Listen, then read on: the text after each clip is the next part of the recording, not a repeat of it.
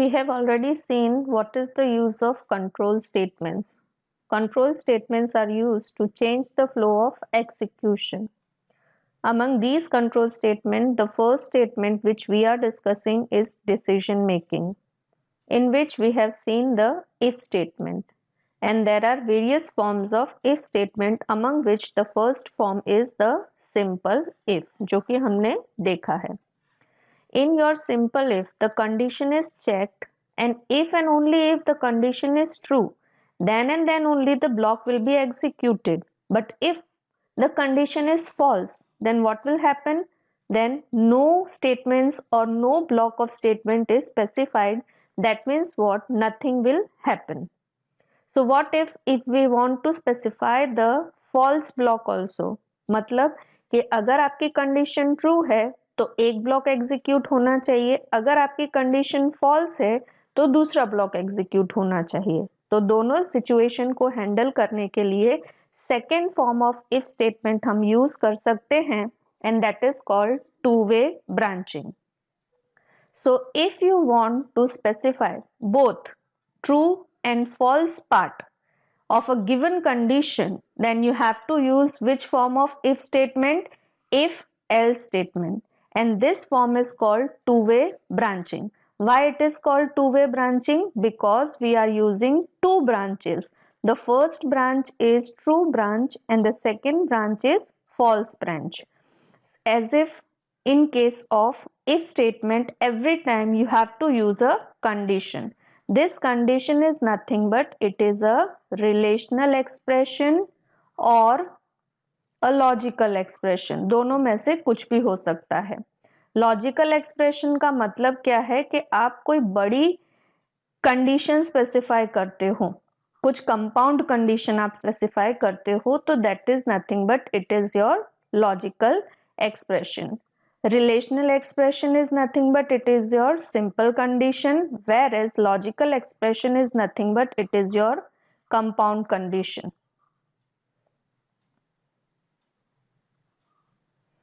So the syntax is if condition, there is no terminating semicolon over here. The first block is specified by using the opening and closing curly braces.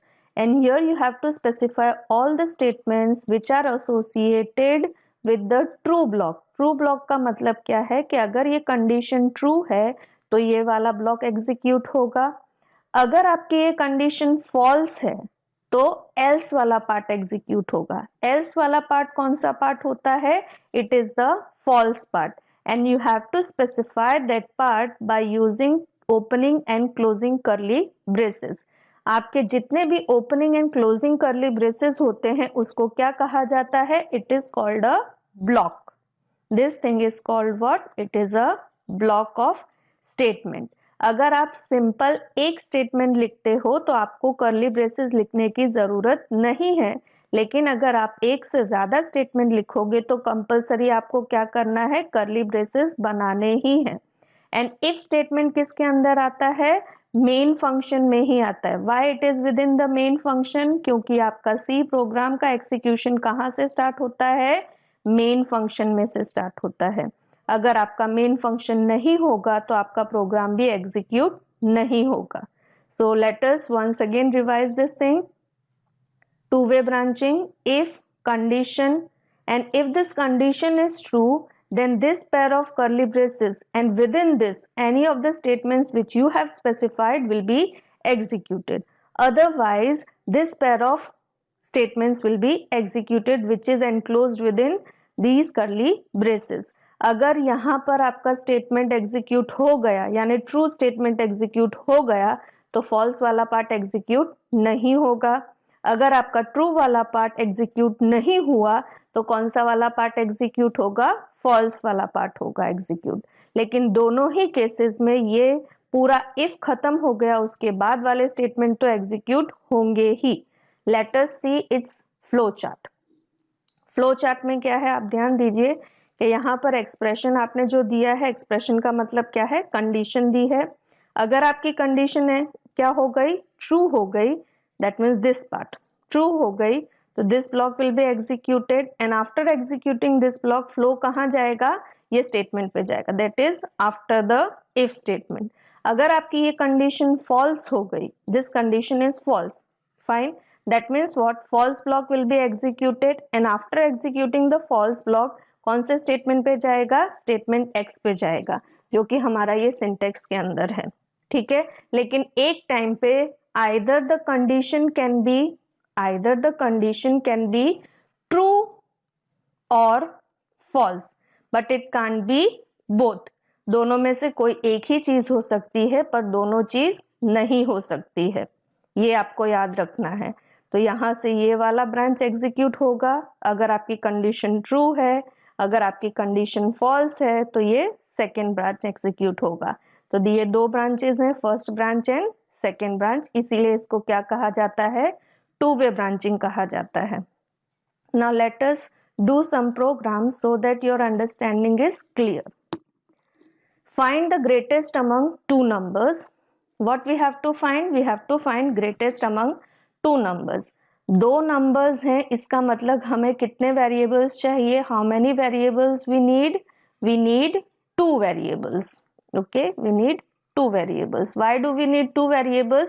Because we have to find greatest among two numbers. So we need two variables. Suppose the variables are a and b. Okay, now the thing is हमें क्या find करना है, greatest number यानी बड़ा number. तो हमारी condition क्या होगी, you can check a is greater than b. if a is greater than b तो ट्रू वाला पार्ट कौन सा होगा, a बड़ा है वो, एंड फॉल्स वाला पार्ट क्या होगा, b बड़ा है, यानी ये कंडीशन फॉल्स हो गई तो कौन बड़ा हो जाएगा, बाय डिफॉल्ट b बड़ा हो जाएगा। यही चीज हम दूसरे तरीके से भी कर सकते हैं, we can compare it like a less than b। अगर b को प्रूव करना है कि वो बड़ा है तो ट्रू कंडीशन में क्या आएगा, which number is greater, b is greater, and false condition में क्या आएगा, a is greater. So you can write the program logic in any of the two ways. Once you have to read the question and you have to identify the number of variables and then you have to identify the condition and then you can write the program. Okay, now let us see the complete program. So two variables a and b. It is obvious कि हमको floating point value नहीं चाहिए 11.2 या 10.5, ऐसा नहीं comparison करना, हम direct compare कर सकते 12, 10 समथिंग लाइक दैट। तो उसका मतलब क्या है कि ये कौन सी वैल्यूज हैं, इंटीजर वैल्यूज हैं, ठीक है। एंड हमें पता है कि वैल्यू रीड कैसे करनी है, तो अब हम डायरेक्ट असाइनमेंट नहीं करेंगे, हम क्या चीज करेंगे, स्कैनएफ का यूज करेंगे, और स्कैनएफ के साथ कंपलसरी हमें क्या देना है, मैसेज देना है। So enter the value for a, scanf a, don't forget to write ampersand, then printf enter the value for b, b की वैल्यू रीड कर ली। अब मैं यहाँ पर पहली कंडीशन को लेकर चल रही हूँ कि मुझे देखना है कि a बड़ा है कि नहीं। So I will be writing if a greater than b। अगर ये कंडीशन ट्रू है तो हम क्या लिख सकते हैं कि a is greater than b। तो दैट मीन्स यहाँ पर a की वैल्यू आनी चाहिए, a is greater than b, यहाँ पर b की वैल्यू आनी चाहिए, इसीलिए हमने यहाँ पर क्या लिखा है, कॉमा के बाद a, b। अगर ये कंडीशन फॉल्स हो गई तो हम क्या लिखेंगे, अब कौन बड़ा हो जाएगा, b is greater than a। Okay, तो यहाँ पर हम क्या लिखेंगे, b, a। एंड आप याद रखिए इंटेंड करना ना भूलिए, इंडेंट करना ना भूलिए। इंडेंटेशन का मतलब क्या है कि वंस यू आर राइटिंग, यहाँ आपका कर्ली ब्रेसेस है तो थोड़ा आप यहाँ पे टैप दीजिए and then you have to write here it is your condition is finishing over here, give a tab and then start writing. it will differentiate कि ये वाला ब्लॉक किसका है, प्रिंट स्टेटमेंट, सॉरी ये प्रिंट स्टेटमेंट किसका है, if statement का है, एल स्टेटमेंट किसका है, एल स्टेटमेंट का कौन है, ये प्रिंट स्टेटमेंट है। तो ये आप ध्यान दे सकते हैं, प्रोग्राम की रीडेबिलिटी बढ़ जाती है। Let us see another program. Check whether the given number is even or odd. Check whether the number is even or odd.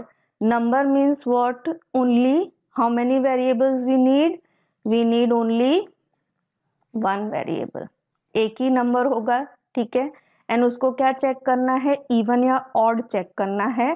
तो कंडीशन क्या होगी, इवन नंबर का मतलब क्या है, नंबर जो पूरी तरह से 2 से डिवाइड हो, ठीक है। एंड रिमाइंडर में क्या आना चाहिए, अगर पूरी तरह से डिविजिबल है 0 आना चाहिए। तो 1 वेरिएबल है, उसका वेरिएबल का नाम सपोज मैंने a लिया है, so a must be divisible by 2, that means what I must get in remainder 0। And reminder find करने के लिए कौन सा ऑपरेटर है modulus, so modulus 2, and answer में मुझे क्या चाहिए, 0 ही आना चाहिए। तो कंपैरिजन मेरा कौन सा होगा, इक्वालिटी का कंपैरिजन होगा। ओके, सो a mod 2 यानी रिमाइंडर में मुझे कंपलसरी 0 चाहिए, तो इक्वालिटी का कंपैरिजन करने के लिए हमें क्या यूज करना है, double equal to sign, and answer में क्या आना चाहिए, रिमाइंडर का 0 होना चाहिए। तो this is my condition. So let us see the programme.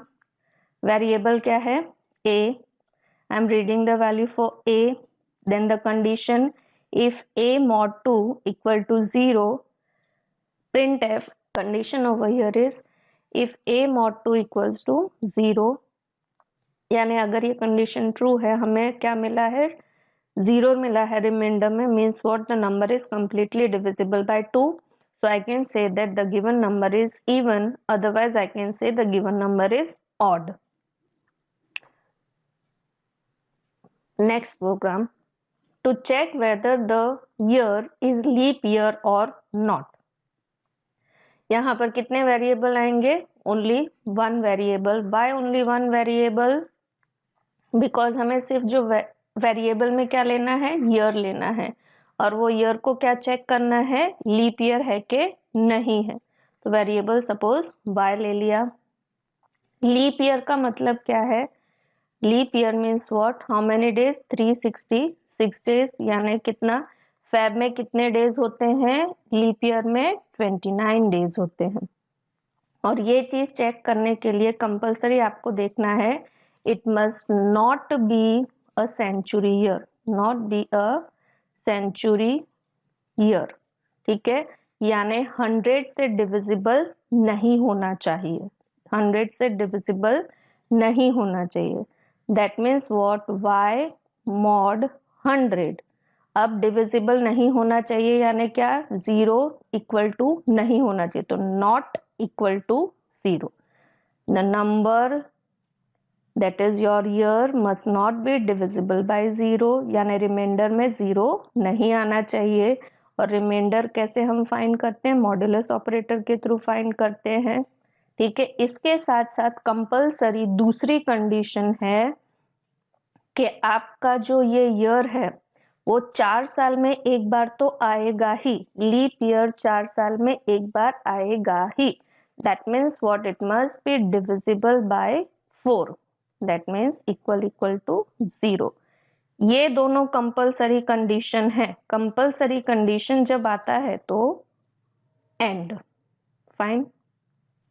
इसके साथ साथ दूसरी कंडीशन क्या है कि लीप ईयर 400 साल में एक बार आता ही है, ठीक है। तो ये दोनों कंडीशन हो सकती है, या तो एक सोलो या तो एक सोलो कंडीशन क्या हो सकती है, it must be divisible by what, 400। 400 साल में एक बार आता है तो उसका मतलब क्या, it must be divisible bye 400। तो this is our compound condition. Compound condition क्यों कंपाउंड कंडीशन है, क्योंकि इसके अंदर हम कितने एक्सप्रेशंस यूज कर रहे हैं, relational expressions 1, 2 and 3 relational expression. लेकिन ये रिलेशनल एक्सप्रेशन को हमने ज्वाइन किया है लॉजिकल एक्सप्रेशन के थ्रू, तो this is our logical expression and this is our relational expression. Okay, so let us see the program, complete program. Enter the year, find year we are reading. अब if y mod 100 not equals to 0, यानी century year नहीं होना चाहिए, लेकिन उसके साथ साथ 4 साल में एक बार आना ही चाहिए, यानी 4 से डिवाइड होना चाहिए, ठीक है। तो ये पूरी एक मेरी कंडीशन हो गई, इनको ज्वाइन किया है एंड ऑपरेटर से। अदरवाइज दूसरी सोलो कंडीशन क्या है कि 400 साल में एक बार आता ही है, that means y mod 400 equal to 0। इन दोनों में से कोई भी कंडीशन होगी तो चलेगा, इसीलिए यहाँ पर क्या लिखा है, और लिखा है। ठीक है, अगर ये कंडीशन सेटिस्फाई होती है तो the year is a leap year, otherwise it is not a leap year. I hope that the two-way branching is clear to everyone. Thank you.